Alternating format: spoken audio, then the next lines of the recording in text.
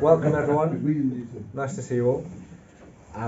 We've got a new member of the team today, Dr. Nicola Phillips, who'll be introducing herself a little bit later. But I won't introduce myself to all of you again this week. Welcome to session 3. Only one more to go, and pretty much everyone who started appears to still be here, so that's great. We just thought we'd start by checking in, asking people how the last week has been. Are there any things you'd like to share with us in terms of stuff that you've learned on or reflected from the first couple of weeks? Things that you've tried, things that have worked or not worked? Any thoughts? I thought I'd share one thing from last week. So bearing in mind our conversation last week was about connections. We had a family falling out this week, not my immediate family, but slightly extended members.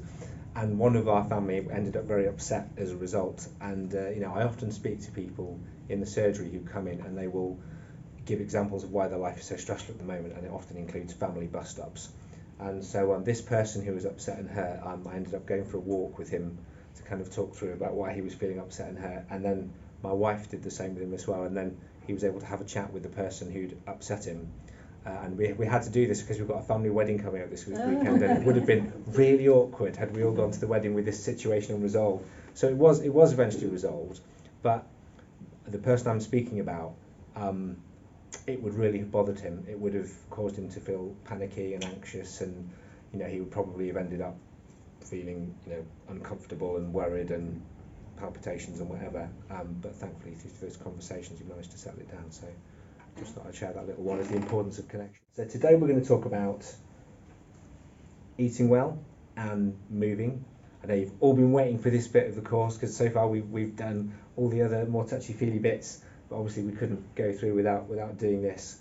Now, I should stress these are obviously short sessions, as you know, because we want you to get the value out of the physical activities and also being able to ask questions.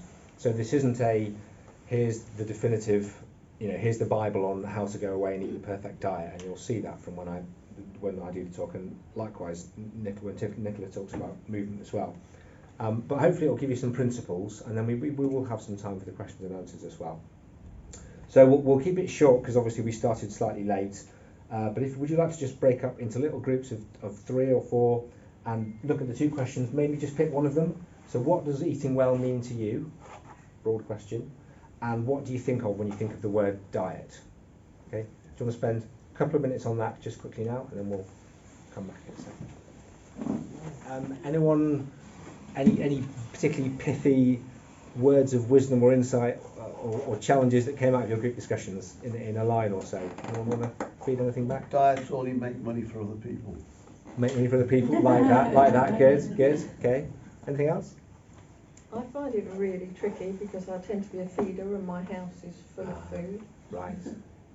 If anybody comes, would you like to eat that cake? Yeah, you feed other people. I've just made a cake. Yeah, because you're a generous host. You have the gift of hospitality.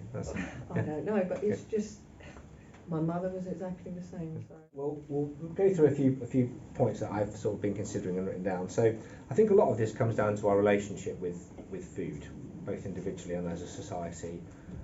You could argue that at the moment it's not necessarily a very healthy one, with the way that food and how we grow it and consume it and advertise it, etc., has been happening over the last few decades. And whatever we've been doing, it's fair to say it doesn't seem to be working. And if we whip through a few negative statistics, 41% of adults in the UK are overweight, and 25% obese, and that we're seeing that rising in children as well. And we know that obesity causes a lot of hospital admissions, directly and indirectly. And what's interesting is that if you think about the news headlines about, say, when there's a death from a stabbing, for example, that makes the front page of most newspapers, and we say that that's very tragic. But actually, 8% of global deaths are due to obesity, which is about 80 times the rate of death from violent crime in the UK.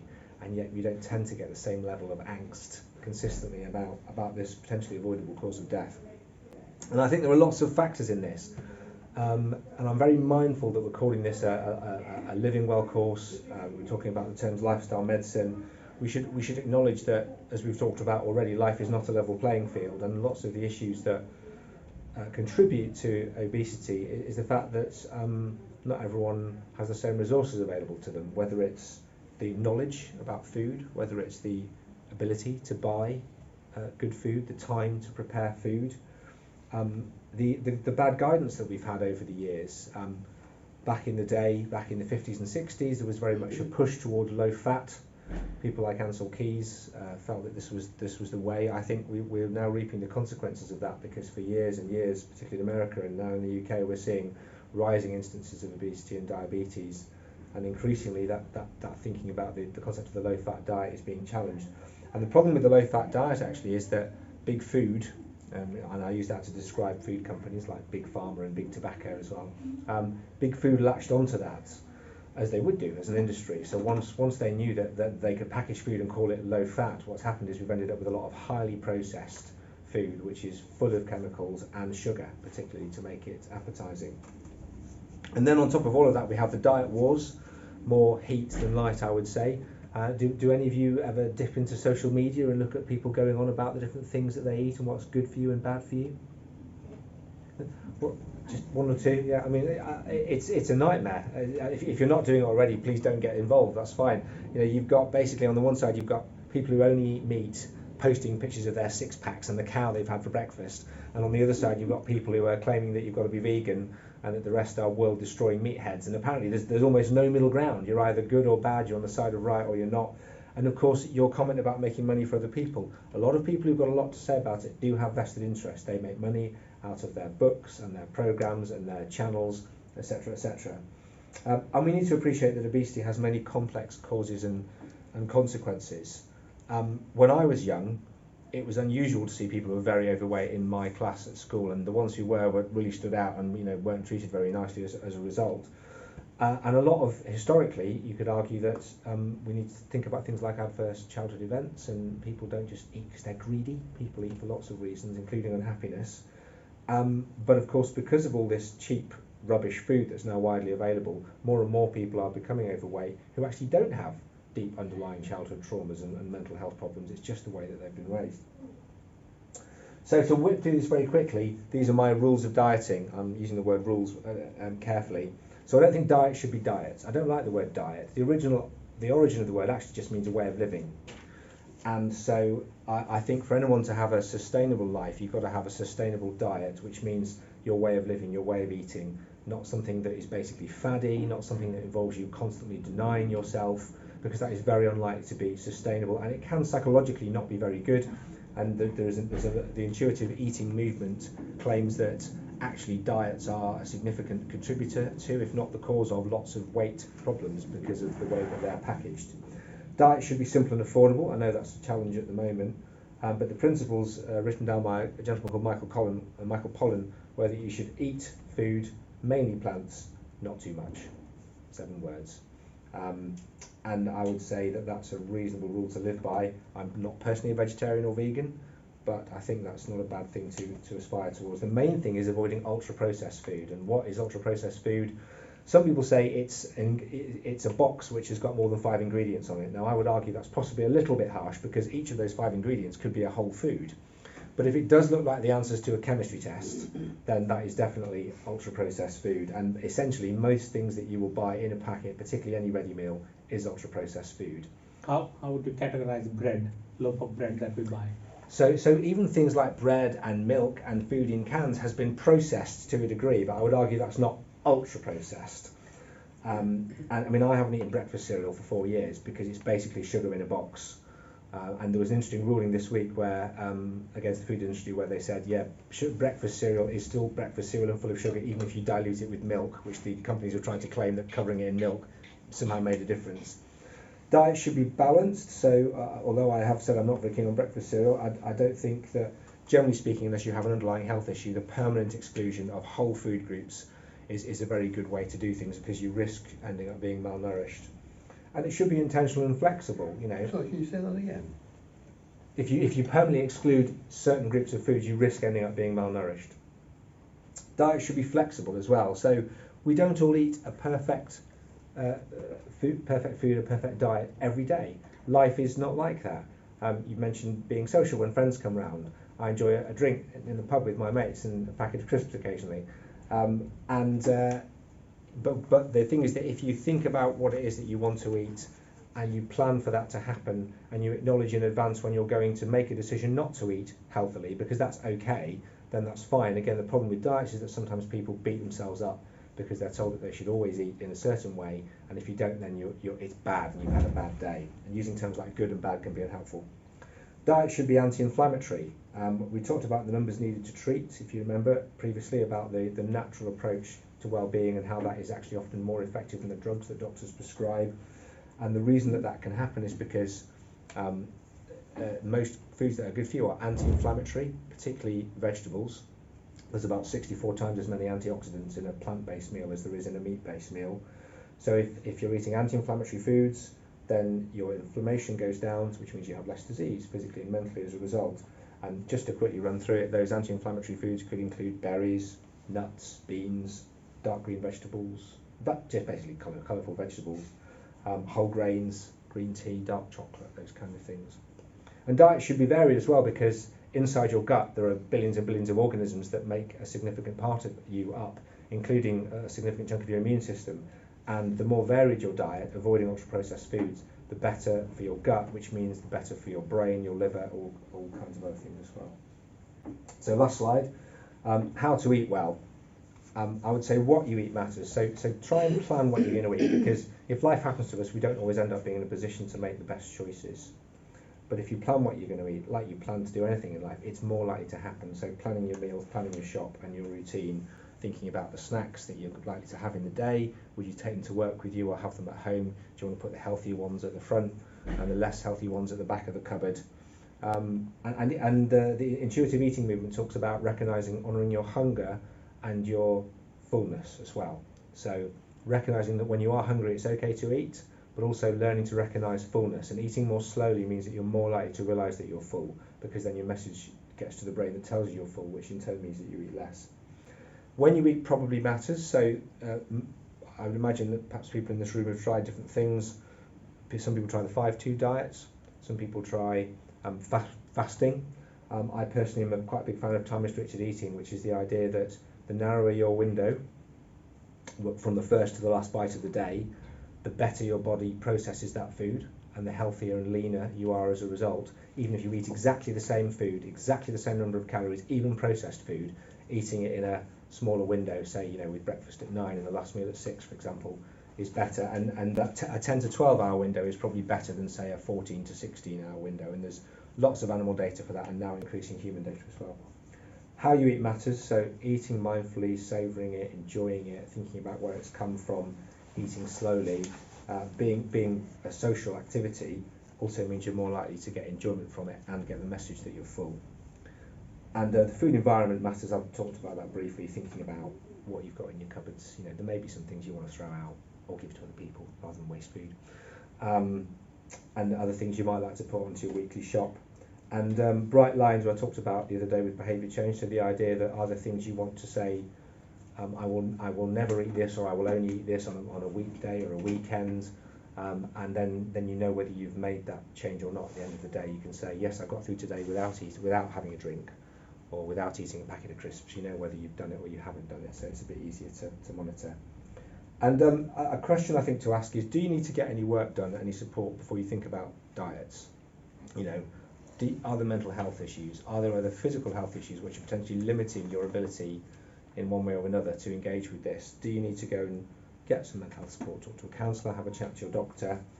And ultimately it's about being kind to yourself, because otherwise it just becomes something else that you beat yourself up about, which in turn tends to lead to eating for comfort and causing other problems. So I've went through that very quickly because I was aware that we started slightly late. So we will come back to frequently ask questions at the end and the chance to write down some plans. I'm going to hand over to my colleague Nicola. Working alongside Richard. I'm really sorry I've missed the first 2 weeks of this course. One was intentional, a long pre-COVID booked holiday that kept getting rearranged, and the other unfortunately was COVID. So I'm very sorry, but I hear really good things about how everyone's been getting on, and it's all quite relevant to the next kind of 50-minute session when we're talking about movement. And so I think all of you are already ahead of me on lots of this already. But we're going to be talking about movement, and I thought it would be good to start kind of thinking about what the term movement means to everyone. don't know if everyone wants to do that in small groups or everyone's happy to kind of discuss, as I know it's something we've been talking about weekly already. Anyone want to shout anything out? When they think about movement, what does it mean? Amazing, that's pretty much nailed the talk. Like, in terms of it's 100% movement is any kind of thing we do when we're not sedentary in our day-to-day life, and making those small changes is really key, because I think lots of people, when we think of exercise, have this kind of reaction, and I think trying to move away a little bit from kind of physical exercise and thinking more about movement in our day-to-day life is really where we can make small changes. So I want us to kind of think about it in a different way today, and I'm going to talk about the input and output. So input is essentially movement, and this is individual to each and every one of us. So for Paula Radcliffe, obviously her movement is, ultra marathons and long distance running. For us in our everyday lives, this could be gardening, it could be dancing, it could be a walk, which could be 1,000 steps, or some people might aim for 10,000 steps. For Captain Tom, it was obviously walking up and down his house, and that was significant for him and what he could achieve. So I think we can get really bogged down in thinking about movement and comparing to other people, but it's actually all individual to us and the goals that we set. And then I want us to think about our output, and as we've touched on already, very much the media is set for making the fitter, that's right, isn't it? Fitter, along those lines. It's not really set for thinking about what we can achieve from being a bit more mobile in our day-to-day life. And I think if we put more the emphasis on what we know it can make us achieve, and from that I mean for our mental well-being, I think we can kind of have a bit more of a positive outlook on it, rather than looking to achieve something which, this is not what we do every day to get looking like this, and it's not what we want to achieve. And most of this is all out there, as we've said, to often make money and to make the rest of us feel quite bad that perhaps we're not doing what we should be doing in terms of our day-to-day movement. So movement is beneficial for your mental health, and it can promote positive well-being.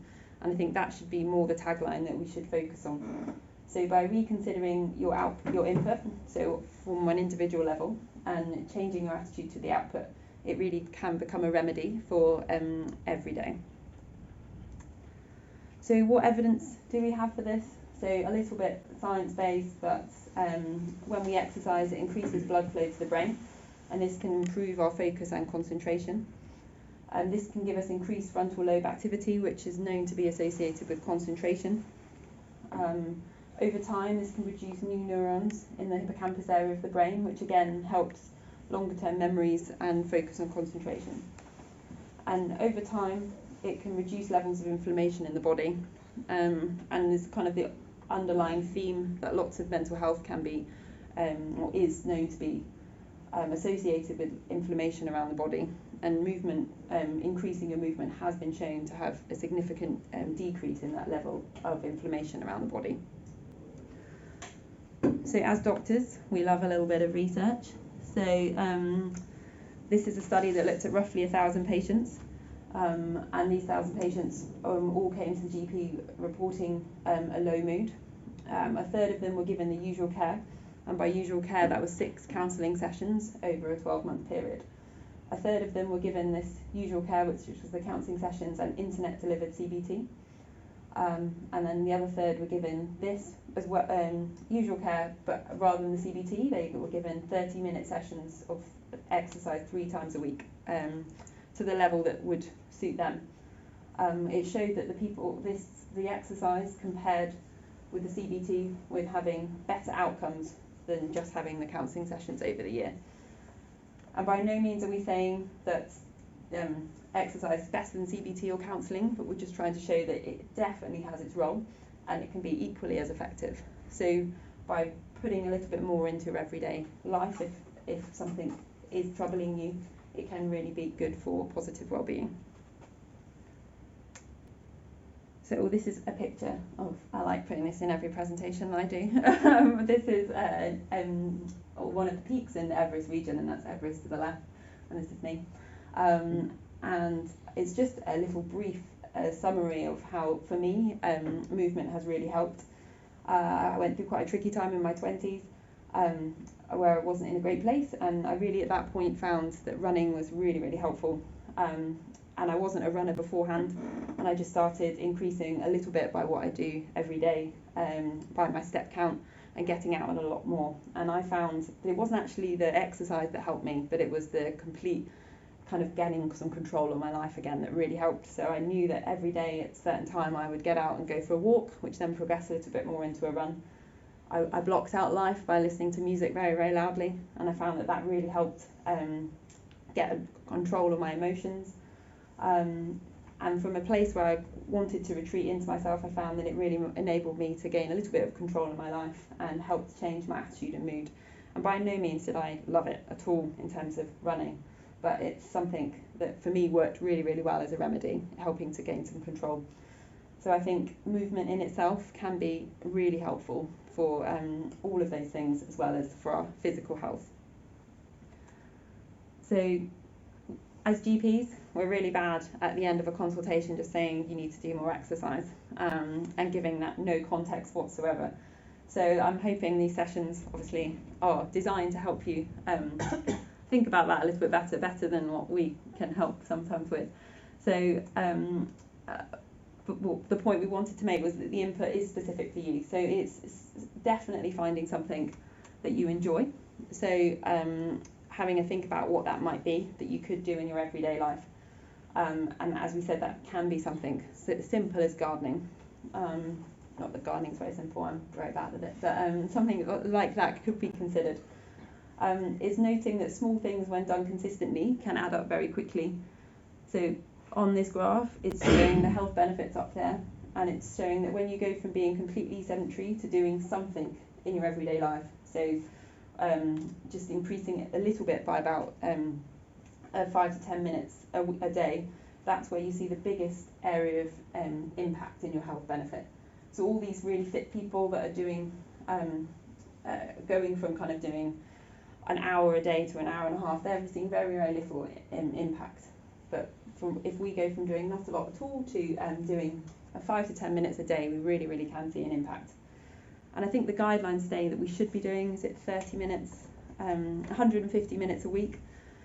That's right, yeah. And that's in itself really, really, I just find it quite intimidating that that's what we should be aiming for, when I think we should just be keeping in mind that just going from doing nothing to a little bit can be what can make the biggest impact. So as we say, it can be light, moderate exercise and doesn't need to be intense. We should make it an achievable goal, and I think that's what these sessions can be really good for. So actually thinking about what you would want to achieve. Lots of people like stepping and counting their steps, but making it something we can write down and look back on to know that that's what we've achieved. Something called incentive bundling is when you set yourself a goal and then you allow yourself a treat as a reward for doing it. So for me in COVID times, I've got an exercise bike. I would say that if I did like 15 minutes on the exercise bike, I was allowed to watch my favourite programme on Netflix, and in my mind that's how I allowed myself to do that, was by doing the exercise first. So for me it works really well, just rewarding achieving your goal. And socialising it. There's a reason that Park Run is one of the biggest social events, as I should say, but running events across the country, and it's because people love getting involved with other people. So it's something you can do. You can walk the 5 kilometres, you don't need to run it, but the fact that lots of people go to do the same thing makes it a lot more fun. So that was a quick whip through 8 minutes of movement, and we're going to talk a little bit about what our plans are going to be now in terms of our goals and what simple steps we want to take to achieve it. So we're going to break down in groups to do that. Does anyone have any questions up until now? I'm going to be brave because it might be a silly question. What does CBT stand for? That's not a silly question. So it's cognitive behavioural therapy. As a teacher, should I have known that? No, not at all. So it's when you are taught means to help with your problems. So identifying the reasons why you might be feeling a certain way, and therapies to help with that.